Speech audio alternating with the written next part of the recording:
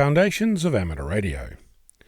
It's been raining around here for a while now, not in the order of 40 days and 40 nights, but significant. Mind you, I have lived in a place where it rained every day for 57 days, but I digress. Water, plenty of it, and often in all the wrong places. Being a radio amateur, you come across water in many aspects of the hobby. Sometimes it comes in handy, like lubricating your throat while you're calling CQ, or as a ground plane for an antenna. Other times, not so much, like when it enters the shack and causes the black smoke to escape from your pride and joy.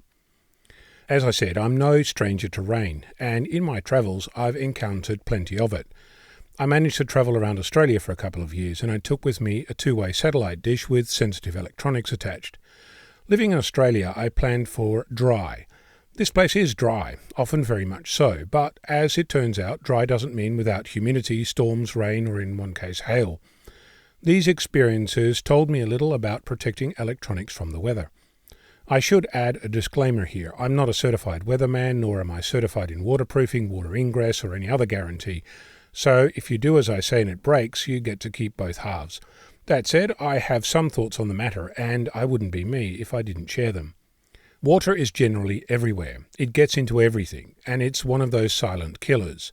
Electronics and water rarely mix, unless you submerge the electronics in mineral spirits, or if you seal your electronics in circuit board lacquer.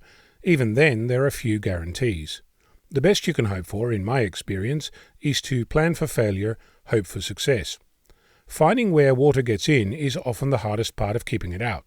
Sealing off your electronics from the world in a waterproof anything will trap heat, which in turn will cause condensation, which will ultimately cause rust and destruction of your priceless electronics.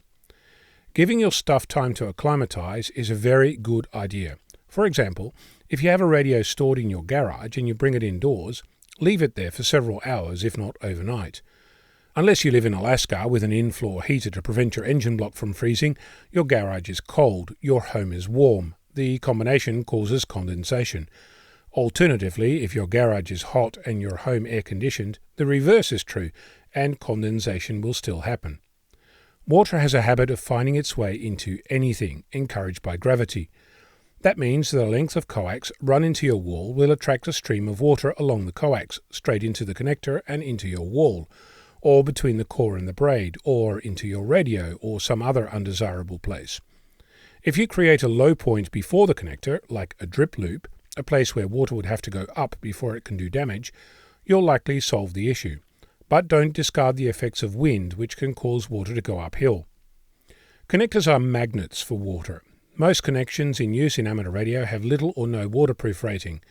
There are special waterproof connectors about, and you may consider using those, but alternatives like self-amalgamating or rubber tape, which you wind tightly around the connection, and in doing so stretches and glues itself together to keep the water out. These tapes are generally not stable in the ultraviolet of the sun, so you may have to wrap that sealed connector in another layer of tape. Plumbing or electrical tape is one solution. Based on the experience from national coax installations, the way to do this is with 3 windings of rubber tape, followed by 2 of plumbing tape. Think of up as towards the weather and down as away from the weather, and make the windings like this. Wind the rubber tape 3 times around the connector, up, then down, then up again. Seal this from the sun with 2 windings of plumbing tape, down, and then back up towards the weather. For endurance, add a cable tie to keep the tape in place when the glue eventually fails. This will ensure that water always runs away from the connector. The way to remember this, for a positive result, there are 3 ups and 2 downs. If you ever get your coax wet, that is, the end, be prepared to cut off a length to protect your gear. Coax rot is real, and is essentially the rusting of the braid, the shield, or the core, and it spells bad news for your gear. Operating portable is a whole other subject in relation to weather, but the same principles apply. Keep the temperature stable, keep the water out, protect from rain ingress along the coax, and you'll likely be able to have a good time and come home without any damage to your gear. There is a persistent idea that rice can help you dry electronics. While it does have some effect, it's slow, and by the time it's removed the water, the damage will already have been done. Air drying is much more effective. Use a fan, keep it running, and you'll have a better chance of rescuing a drowned circuit. As for electricity and water, they don't mix, they can kill, and you should know better. I'm Ono, Victor Kilo 6, Foxtrot Lima, Alpha Bravo.